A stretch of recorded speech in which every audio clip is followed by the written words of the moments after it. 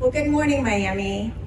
I hope everyone is excited and as pain-free as possible and ready for a phenomenal event.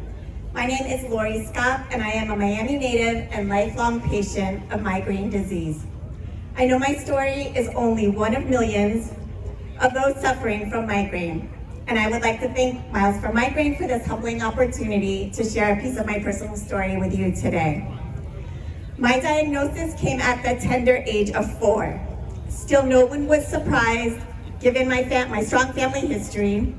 At their worst, my attacks are violent and debilitating, and sadly, growing up, it was only when someone witnessed me become incapacitated did they begin to understand and acknowledge the severity of my illness. During my second and third decades of life, the frequency of my attacks decreased for the first time, and in most cases, I could manage them on my own with an occasional ER visit. Then last year, a bizarre incident in my office triggered my attacks, and they came back with a vengeance. I was hospitalized for intractable pain, but I found hope in 2 new neurologists as I initiated ongoing specialty care for migraine disease for the first time in years. These new doctors took the time to get to know me and my medical history, and it was their willingness to treat me as a human being in addition to treating my disease that made all the difference. In fact, it is what brought me here today. First, let me just say that there is nothing like a reality check for wishful thinking from your doctor. When I told one of my neurologists that I initially thought I had outgrown my attacks, she stared at me with a big warm smile, squinted her eyes a bit, tilted her head, and looked at me and said, as if she was thinking, "That's not the way it works, lady." She gently confirmed that I would have to contend with migraine to a greater or lesser degree over the course of my entire life, but that new treatment options were available and there was hope. She also gave me some insight about the role social determinants of health play in migraine disease, specifically in children. And she referred to research that explains why my attacks were so frequent and severe as a child. As a social worker, I was enlightened.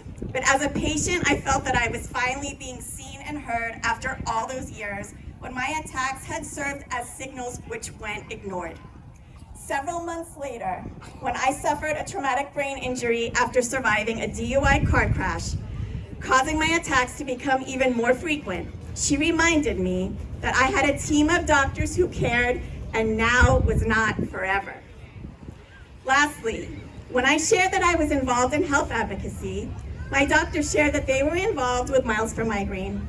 One told me she was a fellow in the Act Now advocacy program, which allows migraine patients and fellows in headache medicine to learn and advocate together, and she encouraged me to apply. I graduated from the program earlier this year, and now I know that despite suffering from a lonely, isolating, excruciatingly painful, and horribly misunderstood condition where so many people refuse to acknowledge how hard it can be to go from one moment to the next, I can be here in the company of other patients like myself, and I can tell each of you that I see you too. In a world that has largely tried to silence and ignore the reality of our health and our lives, and they simply do not know how hard we work to try to live as normally as possible, we will collectively give voice to our truth. Medical professionals, legislators, teachers, friends, family members, and the public at large will learn from people with lived experience, and when they do, we will know that we have played an integral part in shaping the future for migraine patients, ourselves, and others. Look around you, friends. This is the power of advocacy and the creation of a world where migraine patients have a chance to live their best lives. Thank you for being here.